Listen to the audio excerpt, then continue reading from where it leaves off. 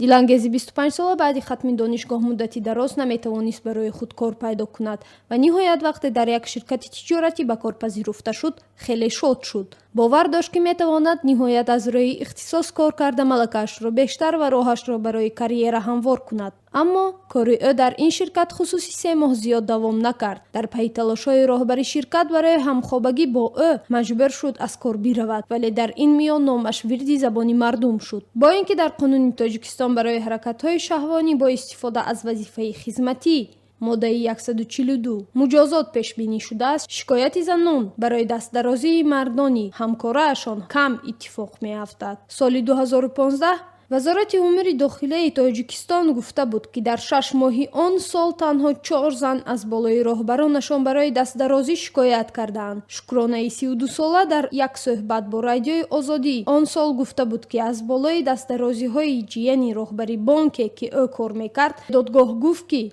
далели шаъии амалҳои ғайриахлоқии мардро наёфтааст. аз ин рӯ парвандаро қатъ мекунад. Шукрона гуфт, баробар бо ин ки аз кор бекор шуд, дар додгоҳ ба ҳадафе нарасид ва дар байни мардум ҳам шарманда шуд. ҳуқуқшиносон мегӯянд бисёр занони азиятшуда ва қурбонии шаҳватпарастиҳои ҳамкоронашон аз тарси беобрӯии бештар хомӯширо афзал медонанд ва осори талхи таҷрибаи ишқи маҷбуриро ба танҳоӣ мекашанд. абдураҳмон шарипов, ҳуқуқшиносе ки масъалаи озори шаҳвониро омӯхтааст, мегӯяд ҳодисаҳои озори ҷинсии бонувони зердаст аз ҷониби роҳбаронашон дар ҷомеаи суннатии Тоҷикистон ҳам нав нест. тафовут дар ин аст, ки ҳар ду ҷониб, асосан занҳо, ҳамеша хомӯш мемонанд. ин ҳуқуқшинос дар таҷрибаи кории худ занҳои зиёдеро дидааст, ки мегӯянд баъди ба як объекти ҳавасхоҳиҳои мардон ва қурбонии фаҳшо шуданашон шунидаанд, ки аъзои дигари ҷомеа, ба хусус занҳо, худи онҳоро дар рух додани ин ҳодисаҳо гунаҳгор мекунанд ва мегӯянд дар ҳама ҳолат зан бояд иффату обрӯяшро андеша кунад.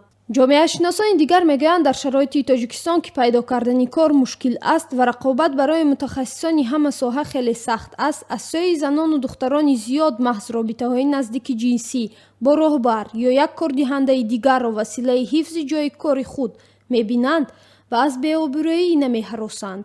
аммо нафарони зиёди дигар дар ин муҳим азият мешаванд.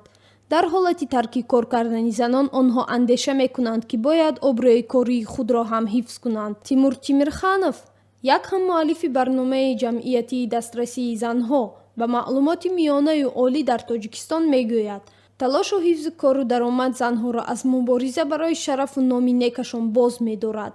Тимур Тимирханов машварат медиҳад, ки занон дар чунин ҳолат набояд хомӯш истанд ва бо кӯмаки ҳуқуқшинос барои ҳифзи ҳуқуқи худ омода бихезанд. ҷомеашиносони тоҷик мегӯянд ҳолати беҳуқуқии занҳо дар баробари майлҳои шаҳвонии ҳамкорон ё роҳбари корхона бештар дар идораву корхонаҳои маҳаллӣ ё ширкатҳои хусусӣ мушоҳида мешаванд.